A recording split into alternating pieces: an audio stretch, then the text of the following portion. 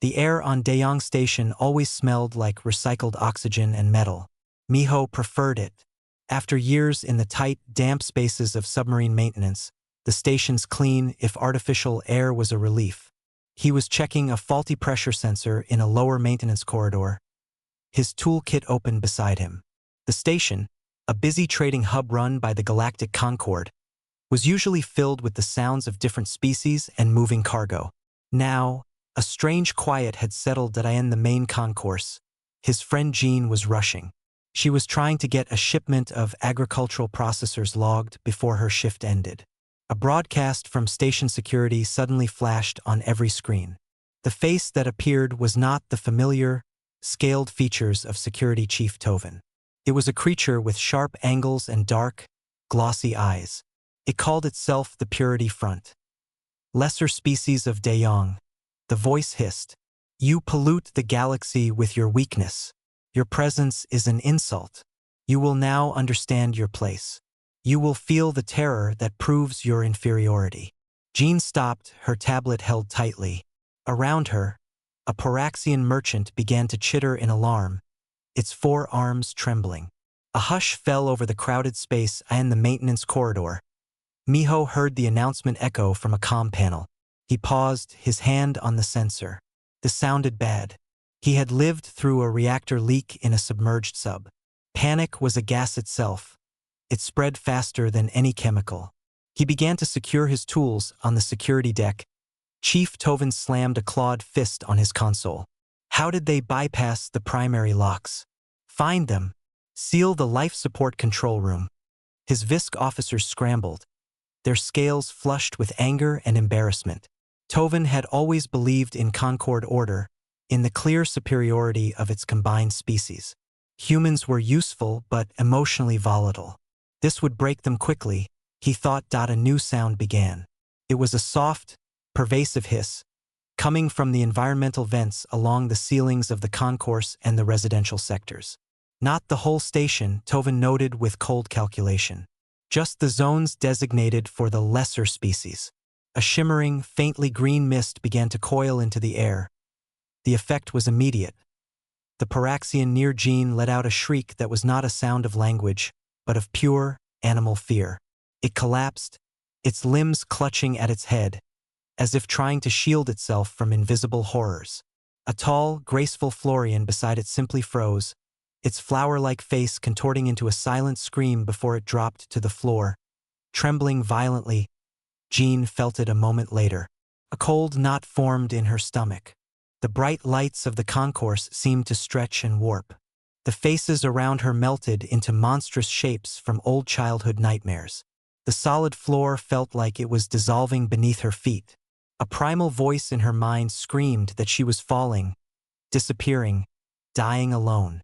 Her breath hitched, coming in short, painful gasps. She stumbled back against a wall, sliding down as her legs gave way in the lower corridors. The mist seeped from a vent above Miho's work area. He looked up as the pale green cloud descended. He had no mask. The stories of bioweapons flashed in his mind. He knew the protocol for toxins. Don't breathe. But this was already in the air. It was here. His military training, deep and old, surfaced. The first thing you control is your breath. In the dark, under pressure, your breath is your life, your clock, your anchor. He didn't fight the instinct to inhale. He surrendered to it, but on his terms. He closed his mouth and took a long, slow, deliberate breath in through his nose, filling his lungs completely. He held it for a 3 count, focusing on the feeling of the air inside him. Then, he let it out even slower through pursed lips, as if blowing on a hot drink as the gas touched his mind. It tried to paint a picture of terror. It found the deep, dark places in his memory and rushed in. The corridor walls seemed to bow inward, becoming the crushing walls of a deep-sea trench. The hum of the station's engines deepened into the groan of a submarine hull under immense pressure. A profound, familiar cold seeped into his bones. This was the enemy the gas had chosen for him, the abyssal ocean, and Miho recognized it. He knew this cold. He knew this pressure. He had trained in this very darkness.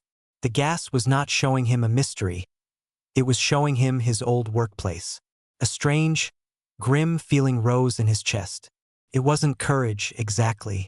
It was the irony of a predator trying to scare a fish with water that as the phantom pressure built and the silent, crushing blackness of his mind's ocean threatened to overwhelm him. Miho took another slow, controlled breath. He leaned back against the cold wall of the real corridor, the solid metal a point of truth. A faint, hard smile touched the corners of his mouth. It was not a smile of happiness. It was the smile of a man who has seen the monster under the bed and realized he knows its name. The cold was not imaginary. Miho felt it in his marrow, a deep-sea chill that had nothing to do with the station's climate controls. The green mist swirled around his legs, but his mind was somewhere else. He was 23 again, suspended in a void of black water. The memory was not a dream. It was a training exercise. The Navy called it the box. It was a simulated submarine escape pod, dropped into the real ocean at night. His task was simple. Sit in the complete, utter darkness, listen to the creak of metal under pressure, and manage his panic. He was to sit there until his oxygen monitor told him it was time to go. No lights, no sound but his own breathing and the groan of the deep. The first hour was the worst. His brain, deprived of all input, began to invent them. He saw moving shadows. He heard voices in the static of his comms, which were turned off. The primal part of his mind screamed that he was buried alive, that the ocean would crush him, that he was already forgotten. His heart had hammered against his ribs like it wanted to escape. The instructor, a grizzled veteran, had said only one thing before the hatch sealed. The fear is real, but it is a passenger. You are the driver. If you let the passenger grab the wheel, you die. Your breath is the steering wheel. Control it and you control everything. In the dark, shaking, Miho had focused only on that. Breathe in for 4 seconds. Hold for 4. Out for 6. Again. And again. He did it for what felt like days. The terrifying visions lost their power. They became just noise like a bad channel on a view screen. The cold remained. The pressure remained. But they became facts, not threats. They became the environment. When the green light finally flashed, signaling his simulated escape, he felt a calm so deep it was like being asleep. He was not free of fear. He was just in a different relationship with it. On the station floor, Miho opened his eyes. The corridor was still there, the mist still curling. The hallucination of crushing ocean depth was layered over it, a transparent nightmare. But he knew its rules. He was still breathing in that same slow, measured rhythm. In for 4. Hold. Out for 6. He pushed himself off the wall. His body felt heavy, as if moving through water. Every instinct told him to run, to scream, to find clean air. He acknowledged the instinct and then he ignored it. He had a job. First, he needed to find others. He moved down the corridor, his steps deliberate. The door to a small tool locker was slightly open. Inside, he found what he needed: a heavy wrench and a roll of environment seal tape. Simple tools. He clipped the wrench to his belt and put the tape in his pocket. The sounds began to reach him as he moved toward the main habitation zone. They were not the sounds of a busy station. They were the sounds of a hospital ward in a disaster. Whimpers. Low, guttural moans of despair. A high-pitched, chittering scream that cut off abruptly. He turned a corner and entered a wider passage leading to the concourse. Here, the mist was thicker. Shapes lay on the floor or huddled against walls. A Lusian, a species known for its logical mind, was scratching at its own eyes, babbling about endless, repeating numbers. A pair of Cretians, usually proud and fierce, were clutched together, shaking, as if facing an immense predator. Then he saw Jean. She was slumped against a support beam, her knees pulled to her chest. Her shoulders shook with silent, ragged sobs. Her eyes were wide open, but she was not seeing the station. She was seeing her deepest fear, the one the gas had dug up for her: total abject abandonment. In her mind, she was a child again, lost in a vast, crowded market in Seoul, but everyone was a stranger, and no one would ever answer her cries. Miho knelt in front of her, the phantom water of his own terror seeming to swirl around them both. He placed a hand on her shoulder. She flinched violently, trying to pull away from the touch of another phantom. "Jean," he said, his voice low and steady. "Look at me." Her eyes darted, unable to focus. Her breathing was fast and shallow, on the edge of hyperventilation. "Jean," he said again, more firmly. He took her hand and placed it flat against his chest. "Feel that. Breathe with me." He took an exaggerated, slow breath in, making his chest rise under her hand. He held it, then let it out with a long, slow sigh. He did it again. "It's not real," he said, repeating it like a fact. "It's just the deep. It's just pressure. Look at my face. Breathe." Her panicked eyes finally found his. She saw the calm there. It wasn't the absence of fear. It was something else, something solid in the middle of the storm. Her own breath hitched, trying to match his rhythm, failing, then trying again. Slowly, painfully, the rapid rise and fall of her chest began to slow. She was still terrified. The feeling of being utterly alone was a crushing weight in her heart. But now there was a hand on her shoulder. There was a voice. There was a rhythm to follow. She was not breathing freely yet, but she was breathing with him. It was a start. Miho helped her to her feet. She leaned on him, her body still trembling. "The others," she whispered, her voice raw. "I know," Miho said, looking at the other suffering shapes in the mist. He saw the problem now. The gas was a weapon. But his people, humans, had a manual for this specific kind of drowning. They just had to remember they had read it. He tightened his grip on Jin's arm. First, they needed a safe pocket. Then they could try to help. He started leading her back the way he came, moving with the steady pace of a diver navigating a dark current. Miho led Jin back through the twisting maintenance corridors, away from the thicker mist of the concourse. Her breathing was better, but her eyes still darted at every shadow, seeing threats he could not. He found a small storage room for cleaning supplies.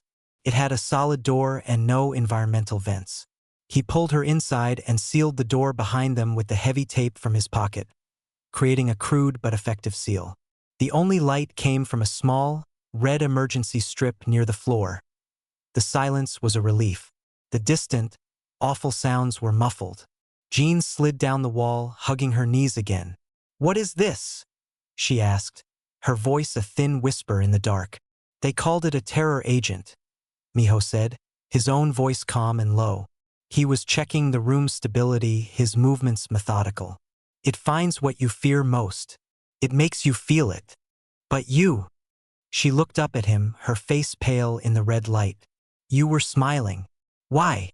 Miho paused. He sat down against the opposite wall, facing her. The phantom cold of the deep ocean was still with him, a background hum. "It showed me the ocean," he said simply. "The deep, dark part. The part that crushes submarines." Jean stared. "And that's not scary?" "It is," he nodded. "It's the scariest thing I know. But I know it. I trained for it. For months, they put us in black boxes underwater. They taught us that the fear is just a signal, like pain. You have to listen to the signal, but you don't have to let it make your choices." He demonstrated, taking another slow, deep breath and letting it out. "Your breath is the first choice. You control that, you can start to control the rest." Jean tried to mimic him. Her breath shook on the exhale. "I was a little girl, lost. Everyone was gone. Forever." A fresh tear traced a line down her cheek. "I know," Miho said. He didn't offer empty comfort. He stated a fact. "The gas is a bully. It finds your weakest spot and pushes. We have to push back with training. With logic. This room is real. The door is sealed. The air in here is still clean. That is all that matters right now." They sat for a few minutes in the silent red gloom. Jin's breathing gradually steadied, matching the slow rhythm Miho maintained. The crushing loneliness in her heart did not vanish, but it became a heavy weight she was carrying, not a flood drowning her. A loud thump on the door made them both jump. Then a voice, distorted by the door and panic, shouted, "Open! Open this section! By Concord Authority!" Miho stood up and carefully peeled back a corner of the tape. He opened the door a crack. Outside stood Security Chief Tovin and two of his Visk officers. Tovin's scales were puffed out in agitation, and his large, yellow eyes were wide. He held a breather mask over his snout. His officers did the same, their claws resting on their weapons.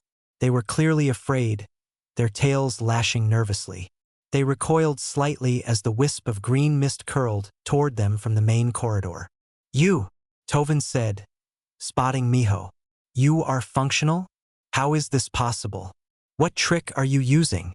"No trick," Miho said, his voice flat. He kept the door mostly closed, shielding Jean from the mist. "The neurofear agent is universal," Tovin insisted, his voice rising. "It triggers the core terror response. No species can resist it. It is a scientific fact." Miho looked past him, down the hall where the sounds of suffering still echoed. He looked back at the frantic alien security chief. In that moment, the difference was not about strength or weapons. It was about history. "You made a weapon from a nightmare," Miho said slowly, as if explaining something simple to a child. "My people, we don't just have nightmares. We walk into them. On purpose." Tovin stared, uncomprehending. "For thousands of years," Miho continued, "we have been afraid of the dark, so we went deeper into caves. We were afraid of the sea, so we built ships to cross it, and then metal tubes to dive to its bottom. We were afraid of the sky, so we built machines to fly, and then to leave our world entirely." He tapped his own temple. "We have maps of our own fear. You are just playing a loud noise. We learned how to hear the silence underneath it." One of the Visk officers whispered something to Tovin, its voice shaky. "Chief, the life support control is still locked. The gas will cycle for hours. The other species, they are breaking.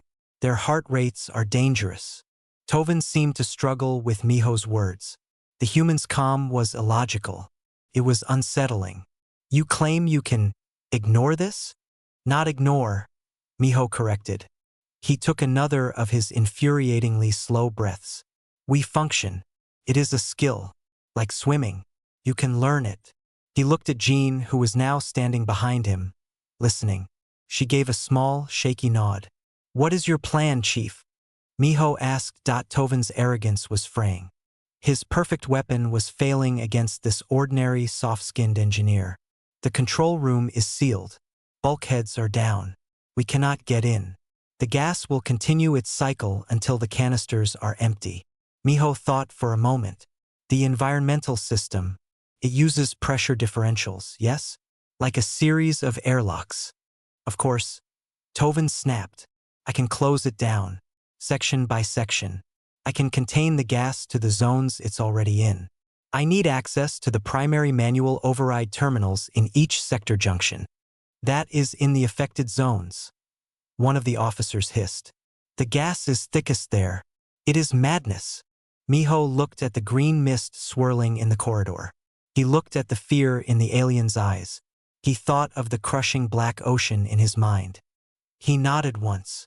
"It's just the deep," he said, more to himself than to them. He picked up his wrench from the floor. "Jean, stay here. Seal the door after me." "Miho, no," she whispered. "I'll be back," he said. And then he did the thing that terrified the Visk more than anything else he had said or done. He stepped out of the safe room, into the terror-filled mist, and pulled the door shut behind him. He did not put on a breather. He simply took a long, slow breath of the green-tinged air, looked at the stunned security chief, and said, "Show me the nearest junction, and try to keep up." The mist felt cold against Miho's skin. He could taste it, a metallic tang at the back of his throat. With every breath, the pressure in his mind increased. The corridor walls seemed to sweat condensation, looking more like the interior of a sinking ship. The groans of the station's infrastructure deepened into the protests of overstressed metal under ocean pressure. Behind him, Chief Tovin and the two Visk officers followed, but they kept their breather masks firmly sealed. They moved like creatures in a haunted house, jumping at every shadow and distant cry. Their fear was a sharp, sour smell in the air, different from the chemical mist. Miho walked as if he were inspecting a routine repair. His pace was steady, his eyes scanning the junction numbers on the walls. He was looking for primary junction A7, the first manual override point for this sector's life support. Your psychological state is aberrant. Tovin's voice was muffled by his mask, filtered through a small speaker. The gas is designed to overload the fear processing centers. You should be incapacitated. It's trying, Miho said, his voice even. He stopped at a large sealed hatch. A small control panel was set into the wall beside it. This was A7. He opened the panel to reveal a series of old-fashioned physical switches and pressure dials. The Concorde relied on central computers, but every system had a manual backup. It was a principle humans had engineered into starships for centuries. As he studied the panel, a figure stumbled from a side corridor.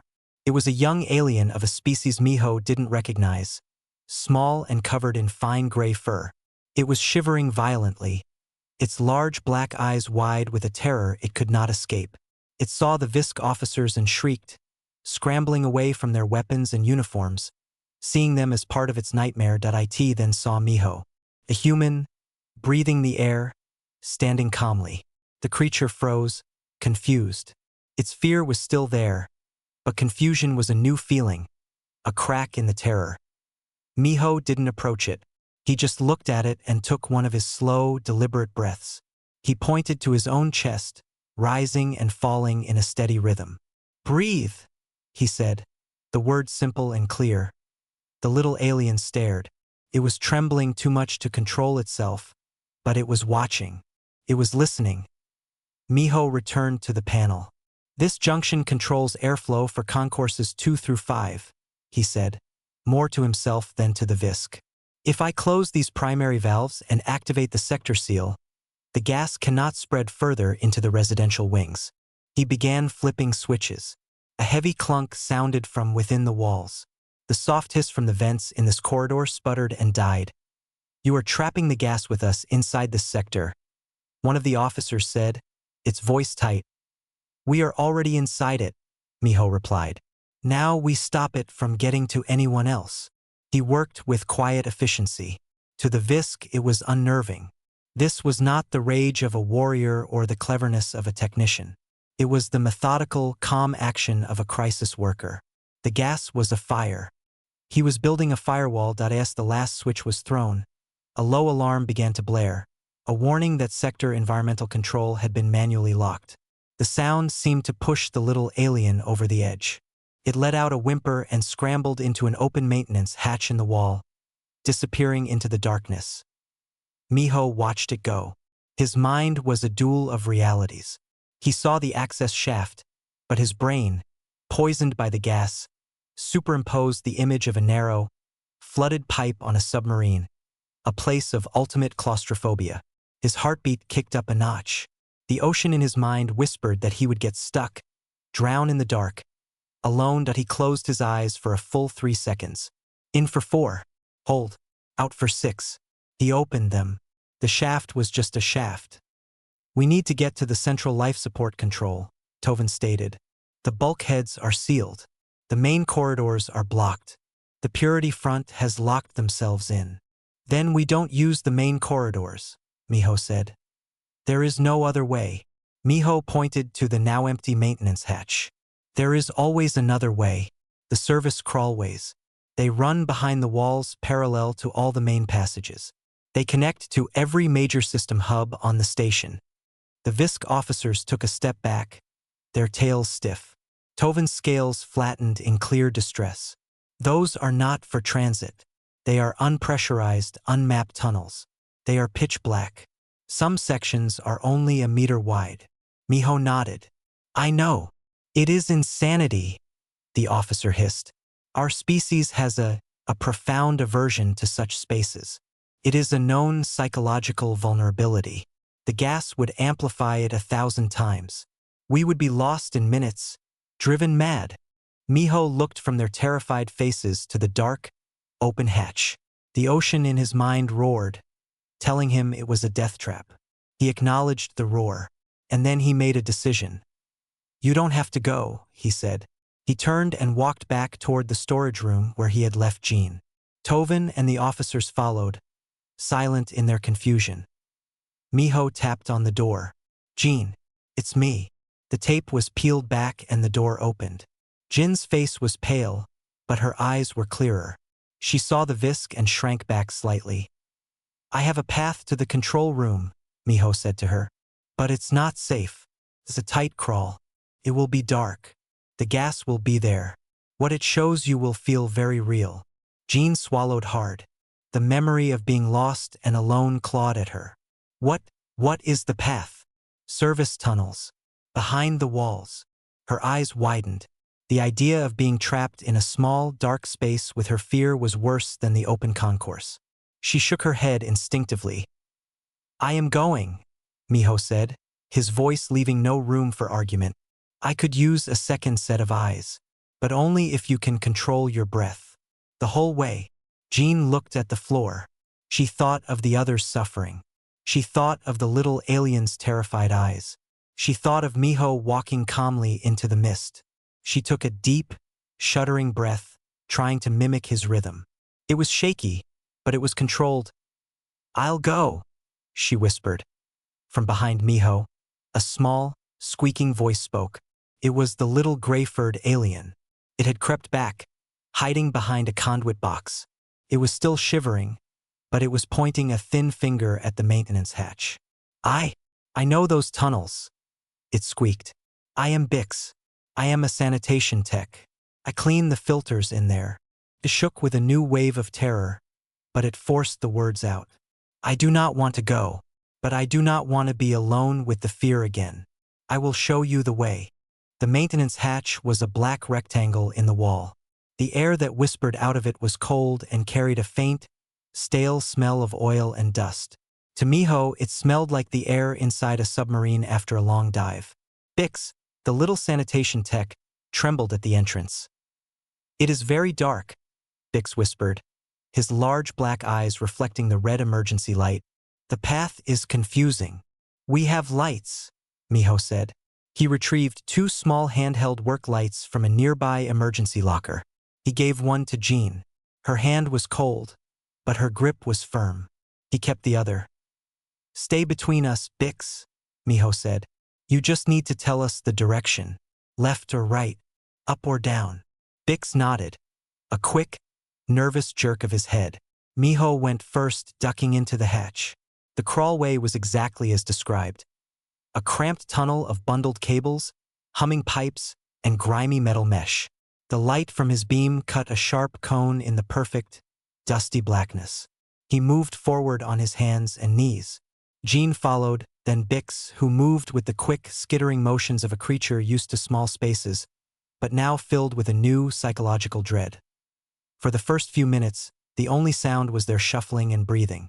Then the gas, lingering in the recycled air of the tunnels, found them again. Jean gasped first. Her light beam shook against the wall. The walls, they're closing in, she breathed, her voice tight.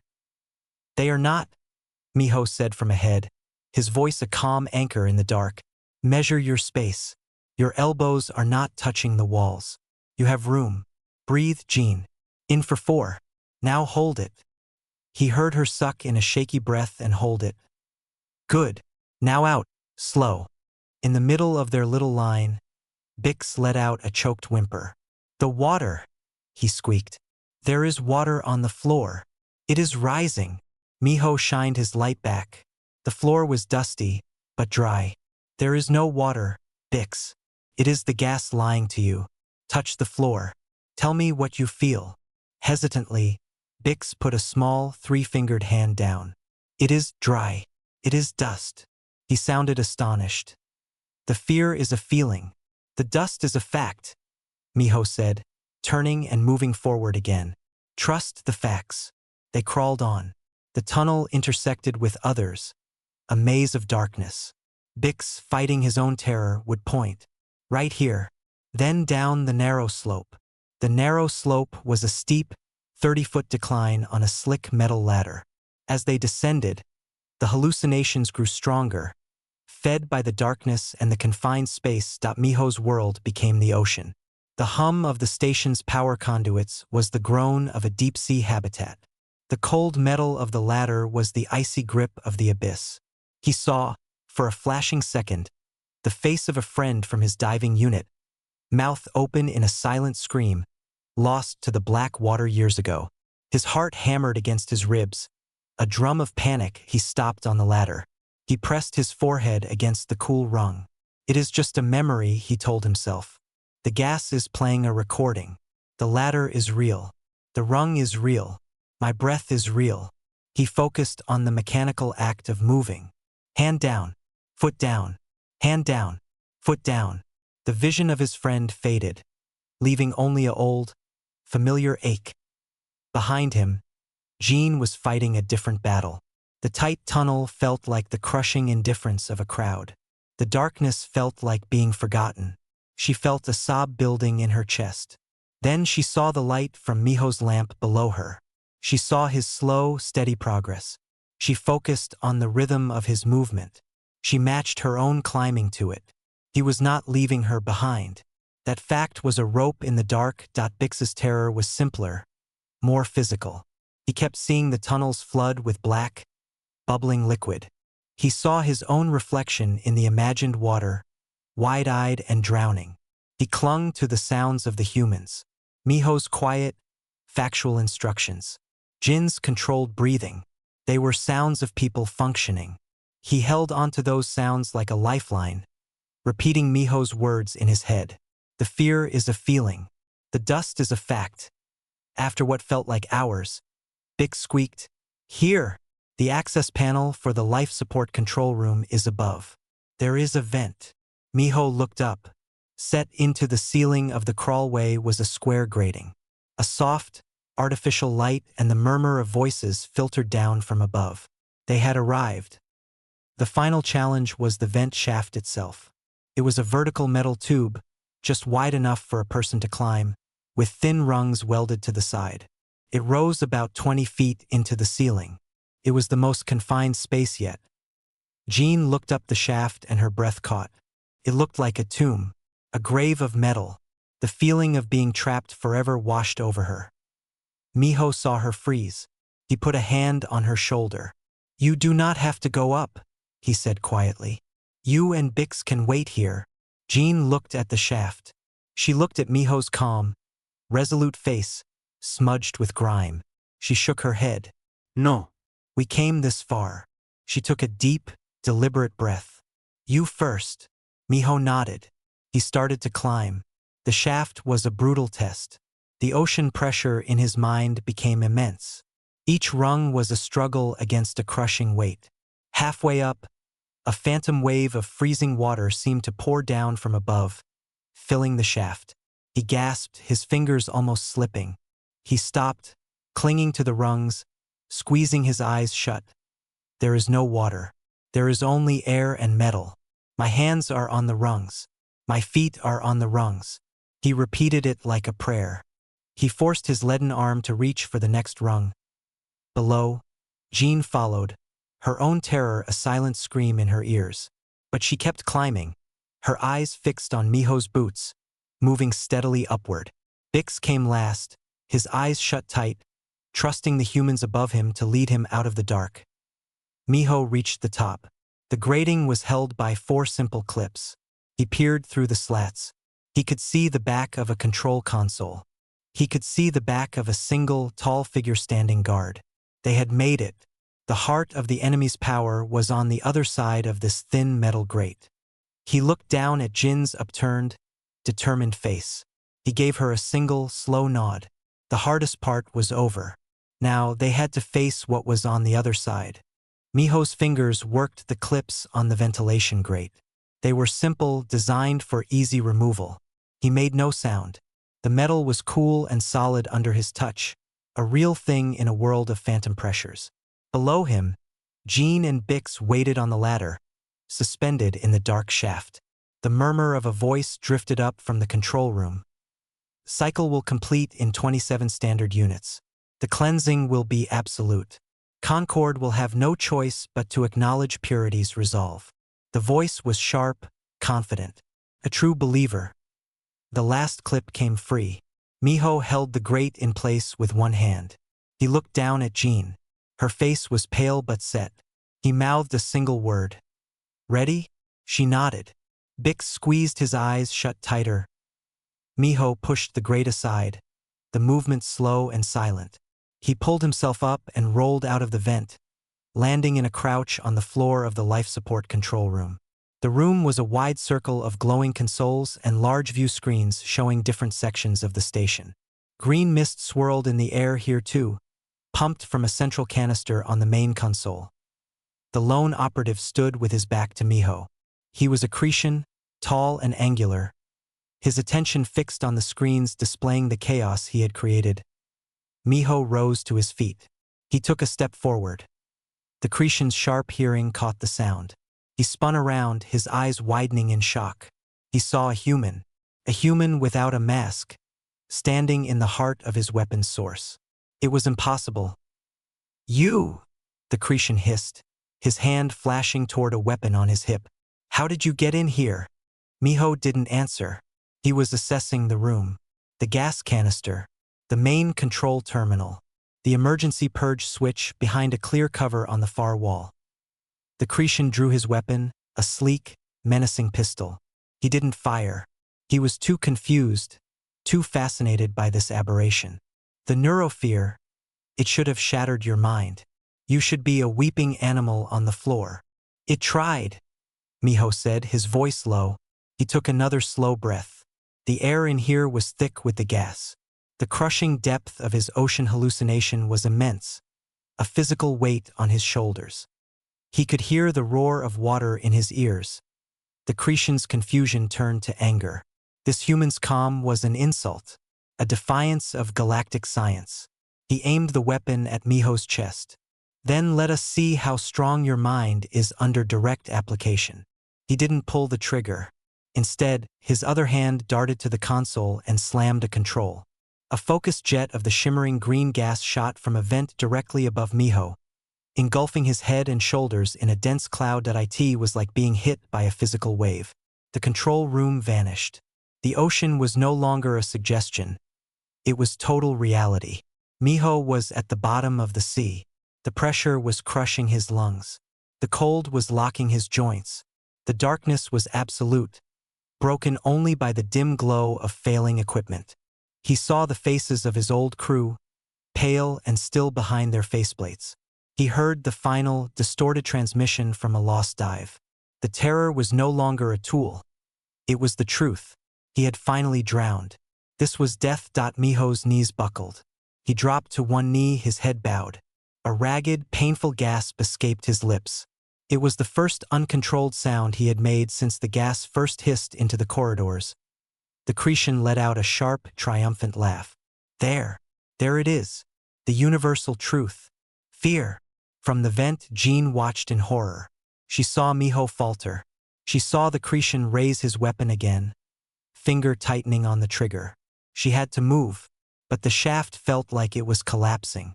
The feeling of being buried alive, forgotten, paralyzed her on the floor. Miho was lost in the deepest trench of his own mind. The weight was winning. It would be so easy to stop, to let the ocean take him, to finally stop fighting the pressure. Then, through the roaring in his ears, he heard it. A sound from his training. Not a voice. Process. The sound of his own breathing apparatus regulator, cycling in the silent deep. His click. His click. His body, trained for 10,000 hours, remembered the ritual. When the mind fails, the body follows the drill. Without conscious thought, his diaphragm contracted. He took a breath. It was not a gasp. It was a slow, deliberate pull of imaginary oxygen from a tank. He held it. The crushing pressure was still there. The dead faces were still there. But he had taken a breath. He was still following the procedure. He let the breath out. Slow. Controlled. He took another dot. On the third breath, he opened his eyes. He was not on the ocean floor.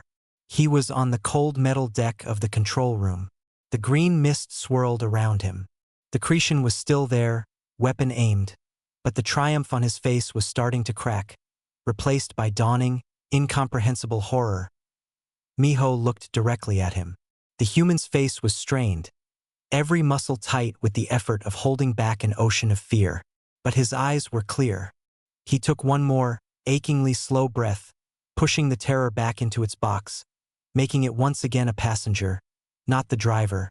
And then, he grinned. It was not a smile of joy or victory. It was the grim, terrifying grin of recognition. The grin of a man who has met the worst thing he can imagine, face to face, and has just nodded hello. "Is that all?" Miho whispered, his voice hoarse but steady. The Cretan stumbled back a step, his weapon hand shaking. This was not in the doctrine. This broke all the rules. It was the moment Miho needed. He moved. It was not a sprint. It was the powerful, heavy lunge of a diver pushing off from the seabed. He crossed the distance before the Cretan could react and slammed his forearm into the alien's weapon hand.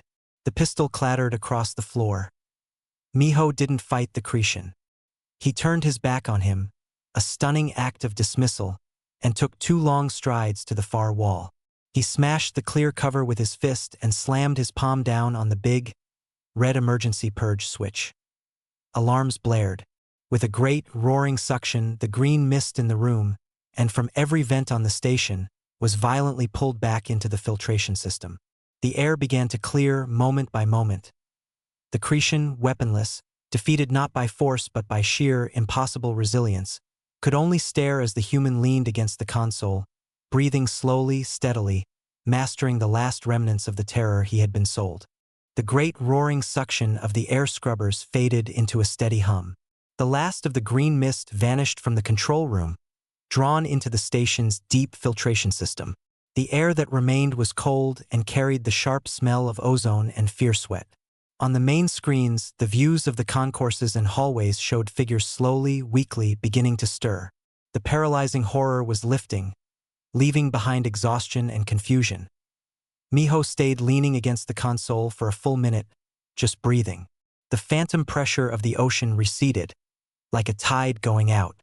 It left a hollow, cold feeling in its wake, but the room was solid around him. The metal under his hands was real. The sounds were real.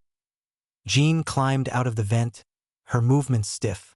Bix scrambled out after her and immediately scurried to a corner, curling into a small ball, shaking with relief. Jean went to Miho. She didn't speak.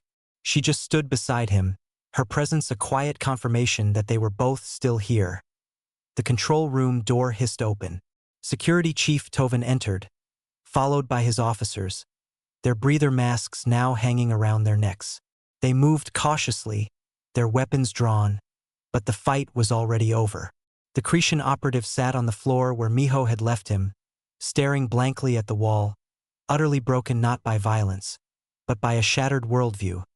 Toven looked from the defeated terrorist to Miho. The human looked ordinary, tired, stained with grime from the crawlways. There was no aura of victory about him. He simply looked like a man who had finished a very difficult, unpleasant job. The Visk chief's earlier arrogance was gone. In its place was a wary, profound confusion. He had seen the gas work. He had heard the screams. He had felt its edge himself, even through the filter of his mask.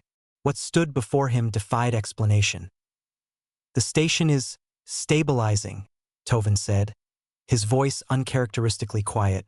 "Medical teams are responding." The other Purity Front members were found locked in a storage closet. They seemed disoriented. It appears they tested their weapon on themselves first, to ensure it worked. He said this last part with a tone of pure disgust. Miho just nodded. He walked over to a secondary console and began tapping commands, his engineer's instincts taking over. He initiated a full atmospheric flush, bringing fresh oxygen from the reserve tanks.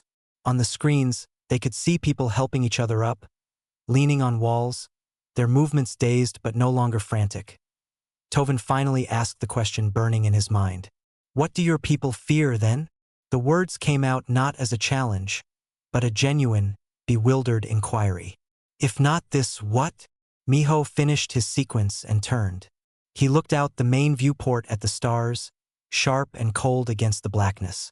It was no different, he thought, from looking up at the night sky from the rolling deck of a ship or through 100 meters of dark water.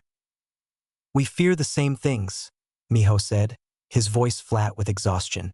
The dark, being trapped, being alone, dying for nothing. We feel it, just like you. He looked back at Tovin.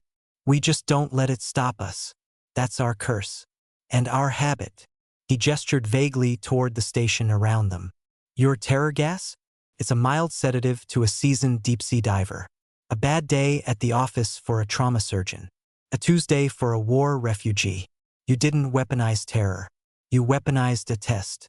And we have been testing ourselves since we first stared at a fire and wondered what was beyond it. Tovin had no answer. The logic was alien to him. To weaponize a test was a concept that did not exist in Concord tactical manuals. He simply ordered his officers to take the Cretan away in the hours that followed. The station slowly came back to life. It was a fragile, wounded thing. Medics moved through the corridors. Families reunited, some crying, some just holding each other in silence. The story spread, in hushed tones, of the human engineer who had walked through the mist. But there was no celebration, no grand announcement. The Galactic Concord revised its threat assessments quietly. Deep in their files, a new psychological profile was created. It was not listed under military threats or technological advantages. It was filed under anomalous resiliencies.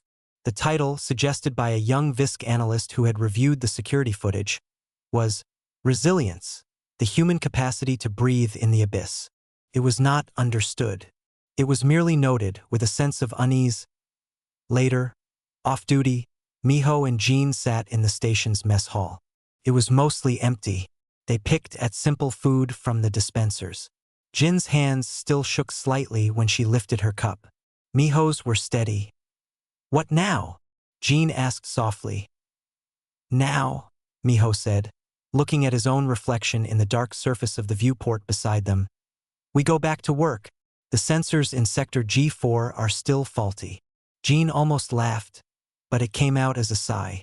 It was the most normal, the most human thing he could have said. The galaxy might now see them differently, but they were still just people. People who had remembered how to breathe. Outside the viewport, the stars shone, endless and deep. To Miho, they looked like the lights of distant ships or the bioluminescent glimmers in a midnight sea. He took a slow, final breath, tasting the clean, recycled air. The terror was gone. The knowledge remained. They carried their own atmosphere, their own calm, wherever they went. It was the quiet, unremarkable truth of their kind. They had practice with the dark.